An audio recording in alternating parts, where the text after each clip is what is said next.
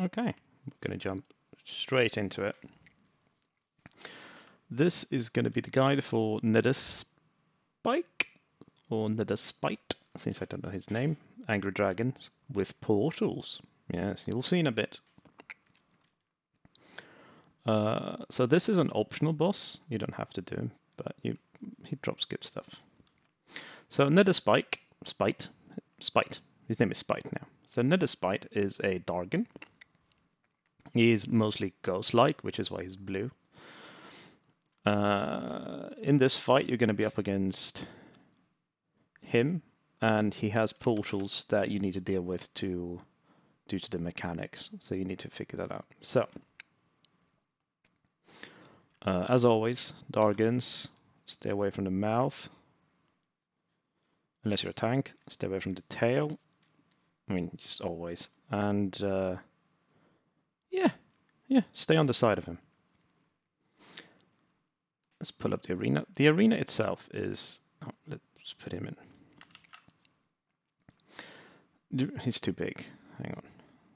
Can we do this? Can we now shrink him? Yes.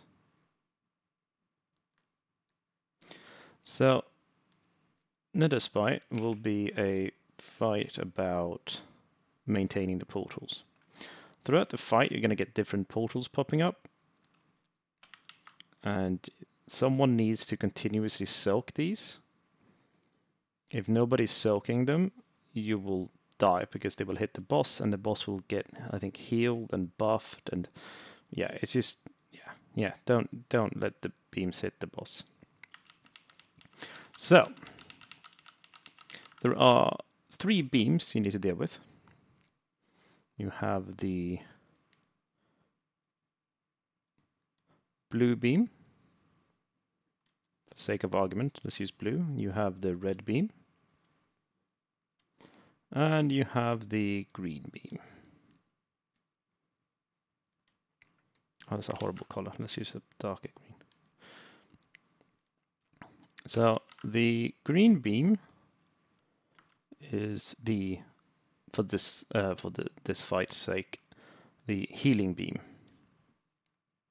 So you want to have a healer in it because it will increase the healing output of said healer, but it will also have a debuff.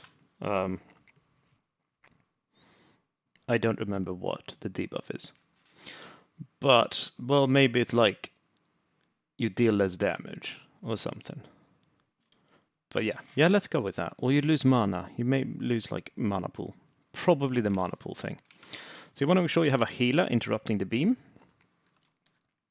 And as the beam will last like, let's say, 30 seconds, it may deal continuous damage as well.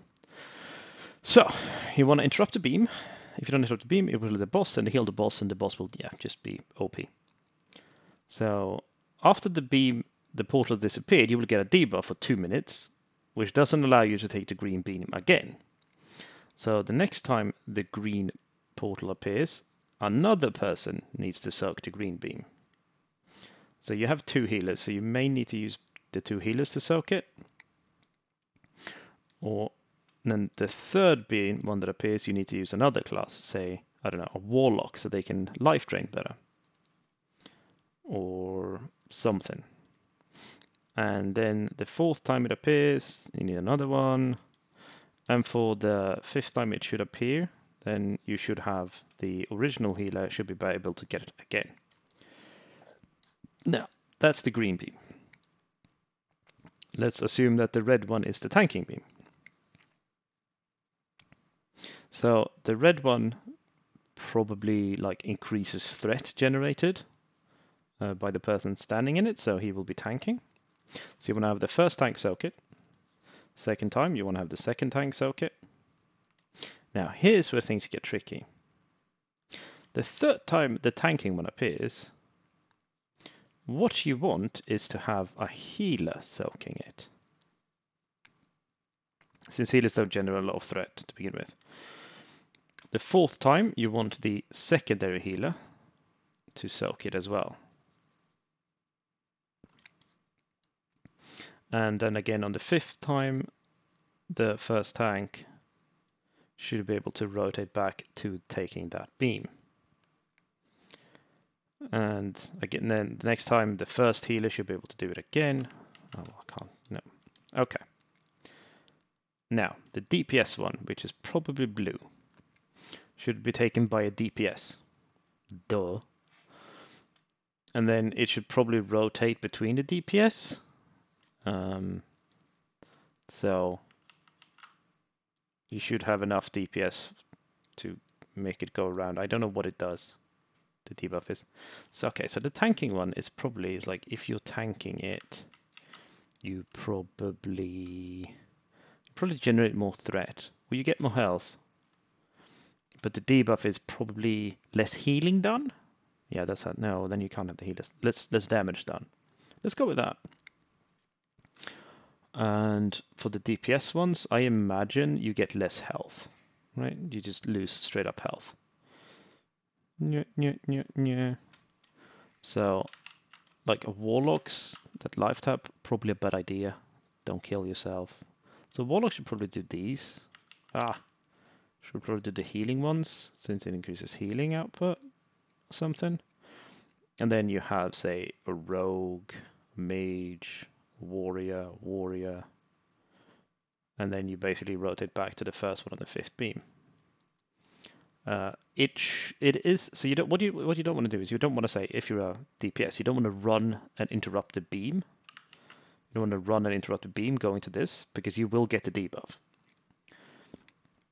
And because you interrupted it, the healer, who was originally soaking the green beam or the DPS or whatever, will also get the debuff. So every time you cross a beam, interrupted beam, the person who was originally tanking it will get a debuff for 2 minutes, which means that person can't tank it again. And if you then move out of the beam will then go straight through to the boss. So you want to make sure that when the portals open up, you want to be standing still, or you want to make sure that you know who's tanking what portal. And then you want to stand still. You want to run in front of them. You don't want to turn the boss too much, obviously, because of tail swipe. See, if you could knock it in and interrupt like several beams. Don't do that. And yeah, you just want to have an order ready for who's tanking which beam, in what order. And don't interrupt the beams. And for God's sake, do not cross the beams. We've all seen the movie with the ghosts and the big blobs and the whatnot. Crossing the beams is bad. But yeah, it's a simple fight, unless you fuck up the mechanics, in which case it's really hard. I mean, if you know all the mechanics, the fight is easy. So, that was the Shade of Iran fight. I hope that explains it. If you have any questions, feel free to ask in the comments. If not, good luck and you'll get it done in no time. And thank you for watching. Bye.